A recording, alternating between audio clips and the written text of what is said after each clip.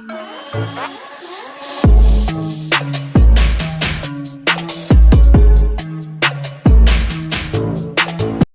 Guys, तो आज हम इस front end board YouTube channel में आप लोगों को बनाना सिखाएंगे कि एक कर्व हेडर HTML5 और CSS3 की हेल्प से कैसे कर्व हेडर क्रिएट किया जाए।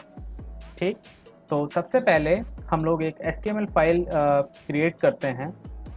मैंने यहाँ पे एक फाइल बनाई है index.html, वो क्रिएट किया और इसमें बहुत ही स्टार्ट जो HTML5 का बॉयलर प्लेट होता है, मैंने एमिट की हेल्प से ये क्रिएट किया HTML। ठीक, एंड ये मेरे पास बॉयलर प्लेट तैयार हो गया। मैं इसे हाइड कर देता हूँ अभी के लिए।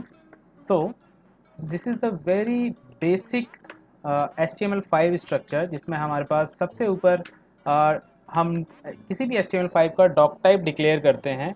ये डॉक टाइप हमें ये बताता है कि आगे जो हम कोड लिखने वाले हैं वो किन किन रूल्स एंड रेगुलेशंस जो HTML के द्वारा बनाए जाते हैं उनको फॉलो करेगा। फॉर एग्ज़ाम्पल, कभी हमने देखा होगा कि हम कभी BR टैग इस तरीके से बंद कर देते हैं और कभी हम BR टैग इस तरीके से BR then slash then this self closing tag बोलते हैं, कभी इस तरीके से बंद करते हैं। तो जो हम ये डॉक टाइप यहाँ पे डिफाइन करते हैं, ये डॉक टाइप हमें यही चीज़ जो हमारा डॉक्यूमेंट का जो रेंडर होता है, जो ब्राउज़र्स होते हैं, उनको ये बताता है कि आगे जो कुछ भी हम इस तरह के कोड्स या इस तरीके के जो टैग्स और एलिमेंट्स हम यूज़ करने वाले हैं वो किन रूल्स को फॉलो करेगा। राइट, सो नेक्स्ट है हमारा HTML। This is a very first you can say HTML का जो बहुत ही रूट हमारा टैग होता है, जिसमें ये हम बताते हैं कि आगे जो कुछ भी लिखा जाने वाला है वो HTML में होगा। फिर उसके बाद ये यहाँ पे लैंग्वेज है कि हम किस लैंग्वेज का यूज़ करेंगे। लाइक अभी बाय डिफ़ॉल्ट के इंग्लिश में यूज़ करने वाला हूँ EN में। अगर अरेबिक होता तो यहाँ पे AR होता, मीन्स कि आगे जो इसमें लैंग्वेज यूज़ की जाने वाली हैं वो अरेबिक में होंगी, मीन्स यूज़र उसको राइट टू लेफ़्ट पढ़ेगा। मीन्स हम जानते हैं कि ये जो अरबी, फ़ारसी, जो इस तरह की लैंग्वेज होती हैं वो राइट टू लेफ़्ट पढ़ी जाती हैं, तो ये उसी तरीके से डॉक्यूमेंट को रेंडर करता है। एंड थर्ड वन इज़ यहाँ पे ये हेड एलिमेंट है, ये हेड टैग है। इस टैग के अंदर जितने भी हमारे ब्राउज़र बॉट्स, जो गूगल के जो इंडेक्सिंग बॉट्स होते हैं, ये सेक्शन उनके लिए होता है कि ये चीज़ें यहाँ पर जितनी भी चीज़ें मेंशन हैं वो यूज़र को डायरेक्टली विजिबल नहीं होती हैं, जो एंड यूज़र है उनको डायरेक्टली विजिबल नहीं होती हैं। ये सिर्फ ब्राउज़र्स के लिए होती हैं। ये उनके लिए एक सेट्स ऑफ रेगुलेशंस होते हैं, रूल्स होते हैं कि भाई आपको बॉडी में जो कुछ भी दिखाना है उससे पहले आप ये चीज़ आगे बॉडी में जो चीज़ें लिखी जाने वाली हैं उन पे ये चीज़ अप्लाई करो। लाइक सबसे पहला मेटा चार सेट और कैर सेट आप कह सकते हैं UTF-8। देन हमारे पास है व्यू पोर्ट।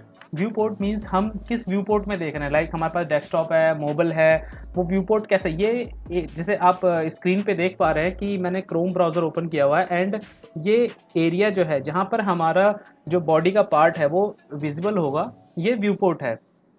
ठीक, इसमें इसका कंटेंट क्या होगा, मीन्स इस व्यू पोर्ट के अंदर जो हमारा ये HTML रेंडर होके आएगा उस पर क्या रूल्स सबसे पहले लागू होंगे, क्या रूल्स वो फॉलो करेगा। तो उसकी जो विड्थ होगी वो डिवाइस विड्थ होगी, मीन्स जिस भी डिवाइस पे आप देख रहे हो वो उसकी विड्थ लेकर आएगा। ठीक, सेकंड है initial scale is equal to 1.0।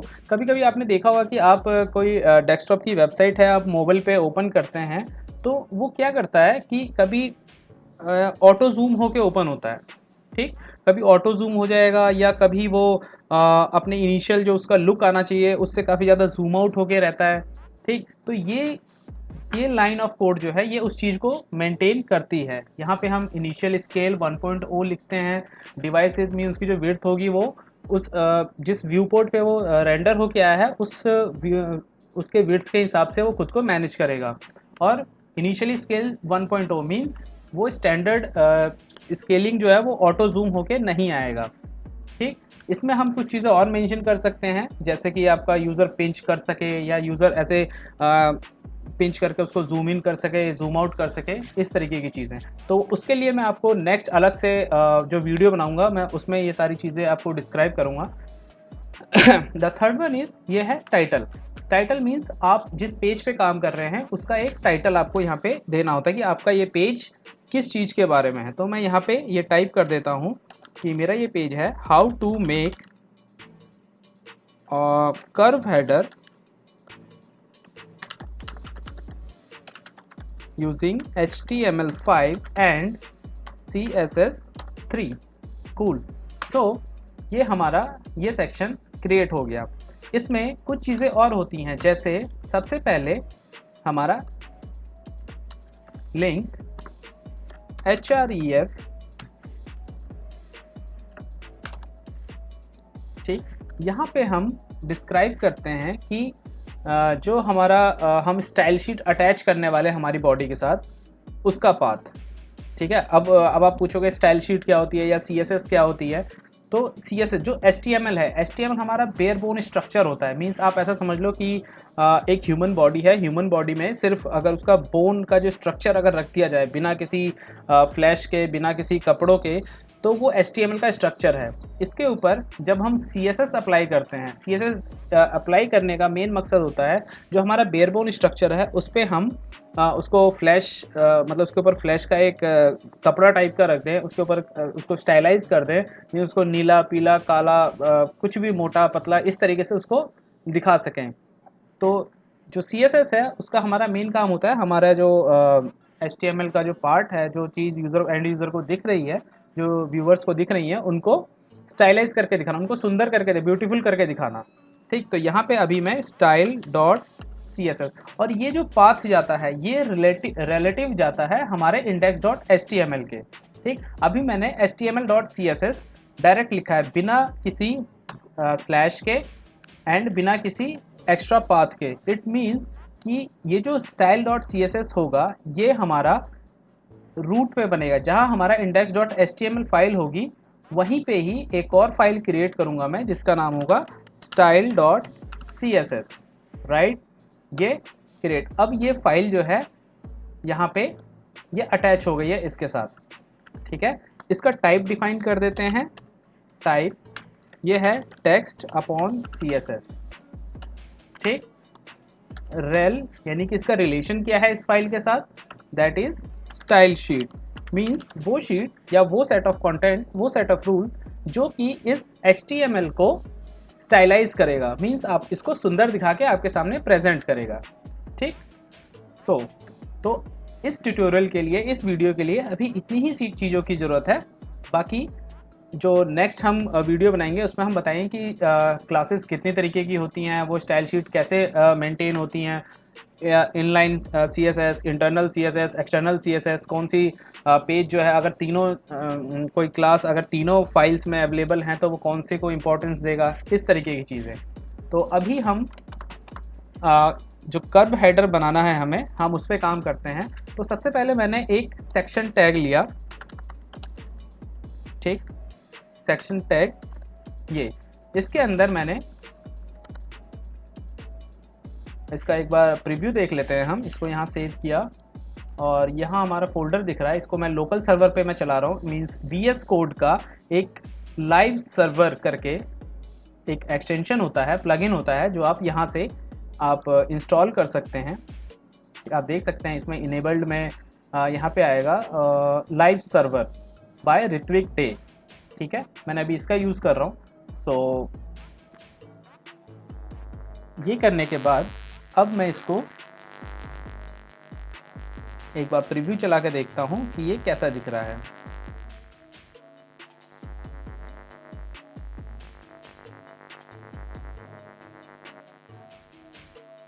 तो यहाँ पे अभी ऐसा कुछ दिखा नहीं क्योंकि मैंने यहाँ पे लिखा नहीं है कुछ भी। तो मैंने यहाँ पे बट आप देख सकते हैं कि ये अगर मैं यहाँ होवर करूँ तो यहाँ पे how to make curve header using HTML5 and CSS3, ये टाइटल यहाँ पे पेज पे सेट हो गया। अब मुझे देखना है कि ये style.css जो है ये इस पेज पे अटैच हुआ है या नहीं हुआ, यानी कि ये इसको कलरफुल बनाएगा, इस पर जो भी चेंजेस मैं लिखूंगा वो वहाँ पे अप्लाई होगा या नहीं। उसके लिए मैं यहाँ पे एक डिव ले लेता हूँ, div is a block level element, ठीक है। मीन्स ब्लॉक लेवल, और ब्लॉक लेवल का मतलब ये होता है कि ये जहाँ पे भी होगा ये पूरा end to end width means left to right से पूरा का पूरा ये स्पेस कवर करके आएगा, ठीक। ये डिव ले लिया, इस पर मैंने एक क्लास दे दिया, क्लास का नाम रखा मैंने कंटेंट, ठीक। सो इसको मैंने सेव कर दिया। अब मैं आता हूँ style dot C S S पे। Style dot C S S में सबसे ऊपर मैं डिफाइन करता हूँ स्टार। अब कहेंगे कि ये स्टार क्या चीज़ है। ये स्टार मीन्स उस HTML पेज पे जहाँ पे ये अप्लाई हो रहा है, जहाँ पे इसको अटैच किया गया है, उस पेज के जितने एलिमेंट्स हैं, जितने टैग्स हैं, मीन्स बॉडी के अंदर जितने आने वाले टैग्स हैं, लाइक H1 से लेकर H6, H1, H2, H3, H4, H6, आपका सेक्शन, आपका पैराग्राफ, आपके बॉडी टैग HTML, ठीक है।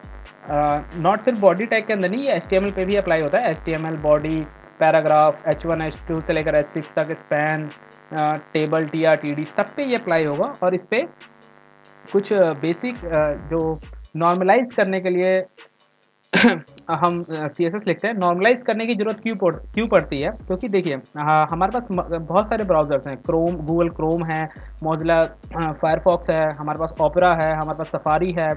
तो होता क्या है, ये एलिमेंट्स की जो बाय डिफ़ॉल्ट जो कुछ एलिमेंट्स हैं, कुछ बाय डिफ़ॉल्ट मार्जिन और पैडिंग लेकर आते हैं। लाइक अगर मैं एक H1 क्रिएट करता हूँ तो वहाँ पर अलग अलग ब्राउज़र्स में उस H1 टैग के अलग अलग मार्जिन और पैडिंग्स होते हैं। तो उनको नॉर्मलाइज करने के लिए UL के पास अपने अलग मार्जिन पैडिंग होती है। वो by default I think 30 pixel का मार्जिन लेफ्ट वगैरह लेकर आता है, या पैडिंग लेफ्ट लेकर आता है। तो उन सब चीज़ों को नॉर्मलाइज करने के लिए मीन्स हर ब्राउज़र पे वो 0 हो गया है, और मैं जितना यहाँ पे लिखूँगा पर्टिकुलरली उनको डिफ़ाइन करूँगा, वो इतना ही रेंडर करके वहाँ पे ब्राउज़र पे दिखाए, ताकि हर ब्राउज़र पे मेरी जो CSS है वो इक्वली वहाँ पे अप्लाई हो उस पर्टिकुलर एलिमेंट पे। तो सबसे पहले मैं मार्जिन 0 पिक्सल यहाँ पे डिफ़ाइन करता हूँ।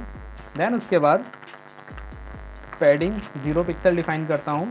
देन उसके बाद बॉक्स साइजिंग, इसके बारे में भी मैं आपको अलग एक वीडियो बना के, ठीक है, उसमें मैं डिफ़ाइन करूँगा कि ये बॉक्स साइजिंग क्या चीज़ है। बहुत बेहतरीन चीज़ है ये, ठीक है। और एक फ़ॉन्ट फैमिली यहाँ पे डिफ़ाइन कर देता हूँ।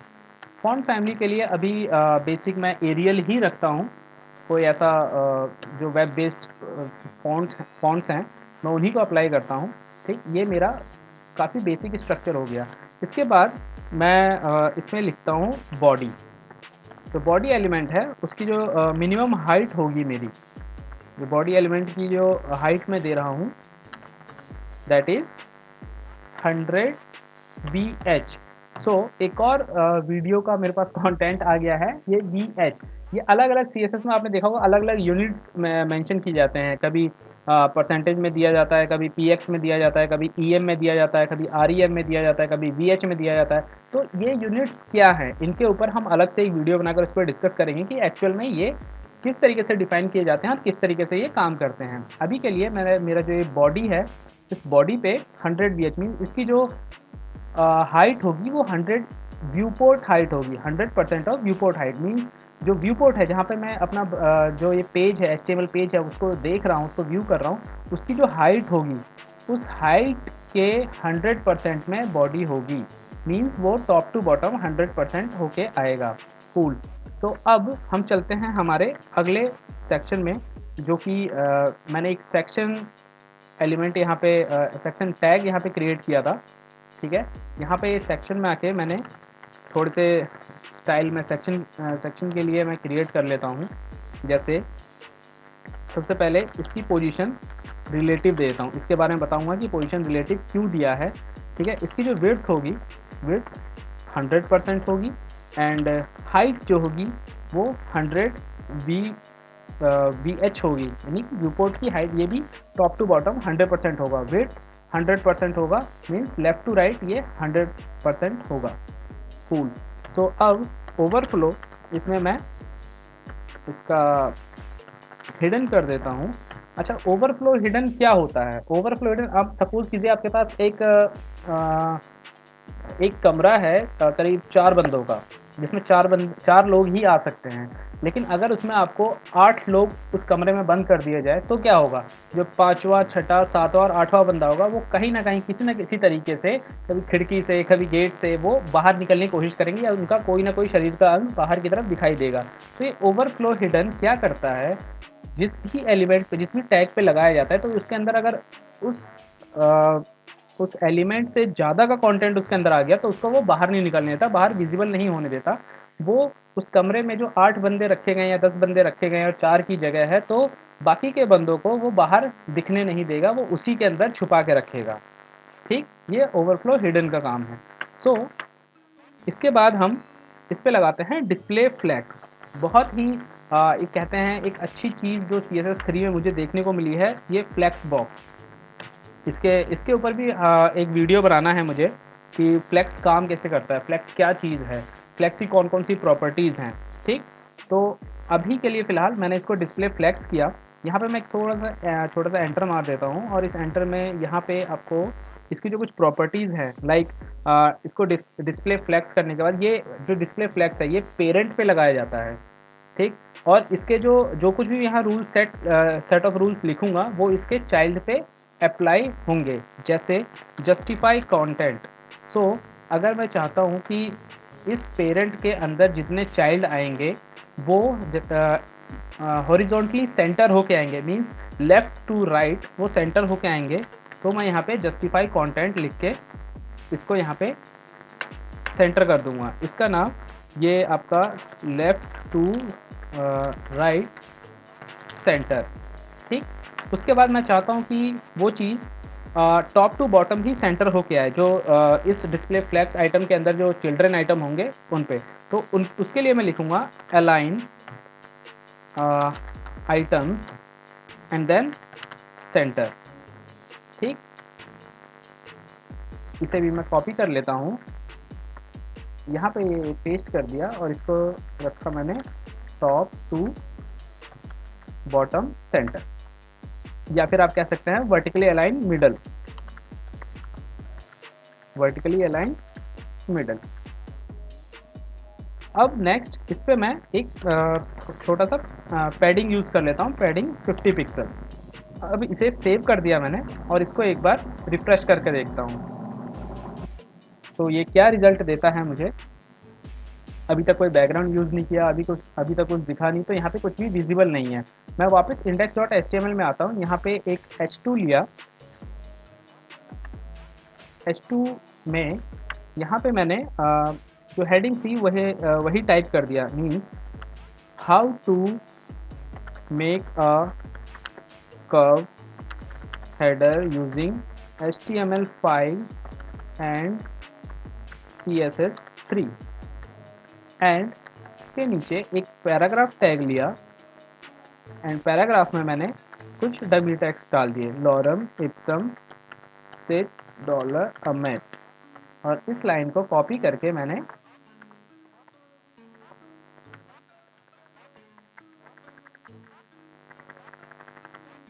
कई बार पेस्ट कर दिया। इसको मैंने रैप कर लिया यहाँ से, ये व्यू ऑप्शन,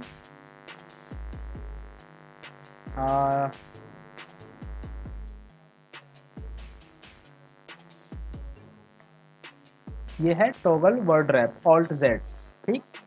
ये एक ही लाइन में आप सब कुछ दिखाई देगा। अब इसको एक बार रिफ्रेश करके देखते हैं, ये आ गया हमारा इस तरीके से, ठीक। अब क्या करते हैं, CSS लिखते हैं पर्टिकुलर इस सेक्शन के अंदर जो कंटेंट है उसके लिए। हमने ये सेक्शन लिया, यहाँ पे लिखा सेक्शन, ठीक। उसके बाद सेक्शन के अंदर है हमारा कंटेंट, ये कंटेंट यहाँ से कॉपी किया, यहाँ पे आए, स्पेस दिया, डॉट के साथ कंटेंट लिख दिया एंड देन उसके बाद कुछ CSS इस पर अप्लाई कर दिया, ठीक। जैसे पोजीशन, रिलेटिव, उसके बाद z इंडेक्स 1। अब ये z इंडेक्स यहाँ 1 क्यों दिया है मैं इसके बारे में बताऊँगा। फिर उसके बाद जो इस कंटेंट की मैक्स विड्थ होगी वो 1000 पिक्सल, ठीक। टेक्स्ट अलाइन, अभी आपको लेफ्ट अलाइन होके दिखाई दे रहा है, ये इसको मैं टेक्स्ट अलाइन सेंटर किया, उसके बाद इसको रिफ्रेश सेव करके ये इस तरीके से आ गया। अब जो H2 है, H2 का थोड़ा सा हम फॉन्ट साइज इंक्रीज कर लेते हैं। ये मैंने H2 लिया क्योंकि वो सेक्शन है, सेक्शन के अंदर कंटेंट नाम का एक डिव है जिस पे क्लास लगी है कंटेंट, देन उसके अंदर H2 है। ठीक, उसके बाद यहाँ पे इसका फॉन्ट साइज डिफाइन कर दिया अप्रॉक्स 2.5 pm। क्या ये कुछ काम करेगा? इसको मैंने सेव किया, नहीं, ओ सॉरी, यहाँ पे मैं ये फॉन्ट साइज इस तरीके से आना था, सेव।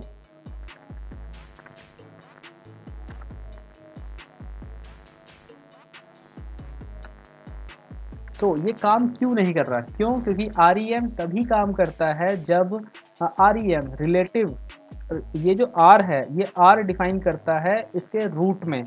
जो ये स्टार है ये एक तरह से रूट का काम करता है, तो रूट पे हमें एक फॉन्ट साइज डिफाइन करना पड़ेगा, फॉन्ट साइज 16 पिक्सल, जो बेसिक 16 पिक्सल है।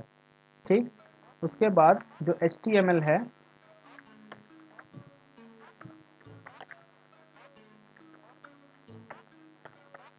HTML font size 16 pixel. ठीक, अब ये 16 पिक्सल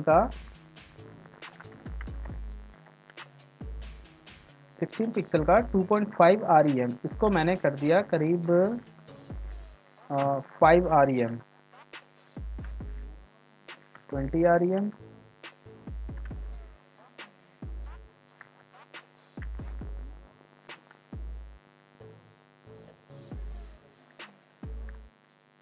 सेमी कॉलन भूल गया मैं यहाँ पे, सॉरी कॉलन, ये यहाँ पे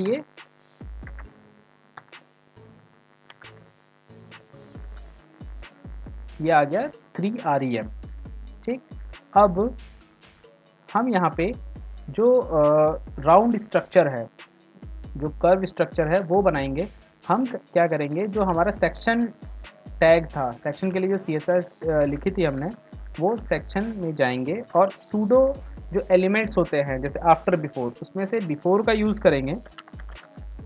हम बिफोर के लिए कुछ CSS लिखेंगे, जैसे कि जब भी, ये याद रखिए, जब भी आप कोई भी सूडो एलिमेंट्स आप डिफाइन करते हैं CSS में, तो सबसे पहले उसमें हमें कंटेंट लिखना होता है। अगर कंटेंट आपको लिख के कॉलन और सिंगल कोट्स के अंदर उसको ब्लैंक छोड़े या फिर वहाँ पे कुछ भी ऐसा लिखे, सो दैट आप जो भी यहाँ लिखेंगे वो ब्राउज़र पे यहाँ पे रेंडर करेगा। ठीक, इसके साथ मैं और कुछ चीज़ें यहाँ पे लिख देता हूँ, पोजीशन एब्सोल्यूट, उसके बाद ये बॉटम से मेरा 0 पिक्सल एंड लेफ्ट से 50%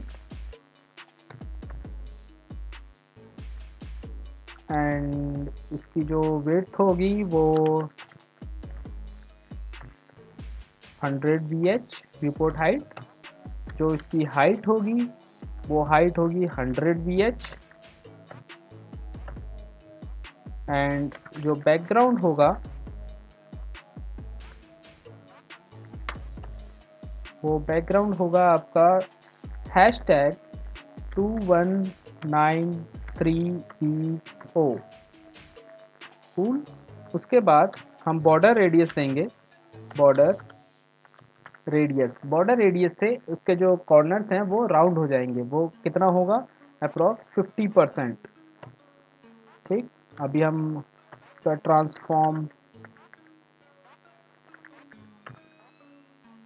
ट्रांसफॉर्म ओरिजिन, ये है हमारा, ये कहाँ से ये मतलब राउंड होगा, तो इसको बॉटम पार्ट देंगे। ठीक, उसके बाद इतना अभी चेक कर लेते हैं ये क्या बना। तो ये हमारा यहाँ से ये राउंड बन के आ गया है। ठीक, अब इसको ये इधर की तरफ से नहीं, हमें टॉप की तरफ से चाहिए, तो इसके लिए हम क्या करेंगे, ट्रांसफॉर्म में एक प्रॉपर्टी होती है,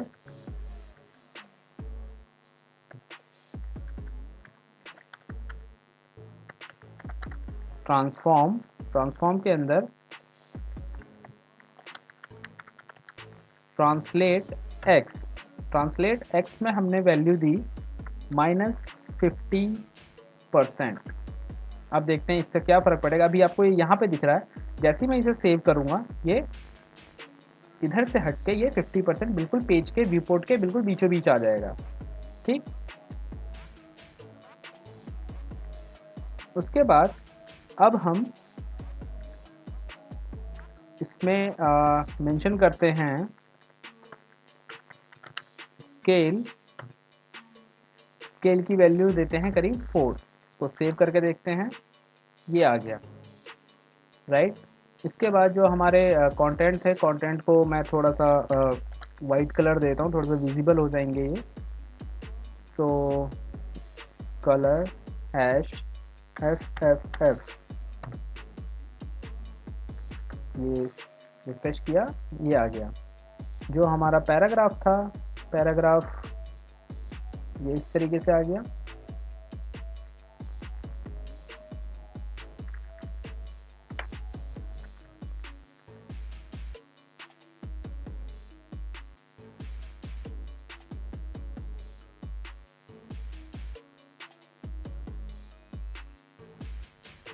तो ये आप देख सकते हैं, इस तरीके से हमने इसको एक कर्व हेडर जो है वो क्रिएट किया है।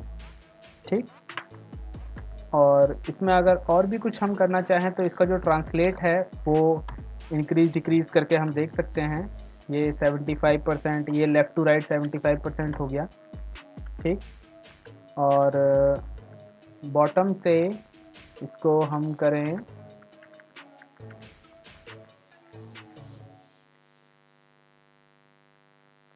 30%, तो देखते हैं ये क्या असर करेगा। ये इस तरीके से ये निकल के आ गया।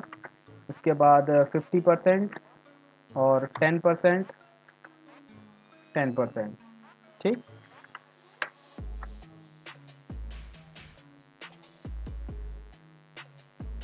तो ये हमने एक कर्व हेडर HTML5 और CSS3 की हेल्प से ये क्रिएट किया है। ठीक, अब देखते हैं कि ये हमारे अलग अलग डिवाइसेस पे ये काम किस तरीके से करता है। यहाँ गए इंस्पेक्ट एलिमेंट, उसके बाद हमने इसको अलग अलग डिवाइस पे सेलेक्ट किया। iPhone X, ये इस तरीके से कुछ दिखाई देगा। इसमें थोड़े से CSS ट्विक्स की ज़रूरत है। जैसे मैं यहाँ पे गया और मैंने एक मीडिया क्वेरी लिखा @media all and max width 768 pixel, और जो H2 का कंटेंट था उसका फॉन्ट साइज हमने थोड़ा सा कम कर दिया, like 1.5 rem, just half of initial value. ये इस तरीके से आ गया, राइट।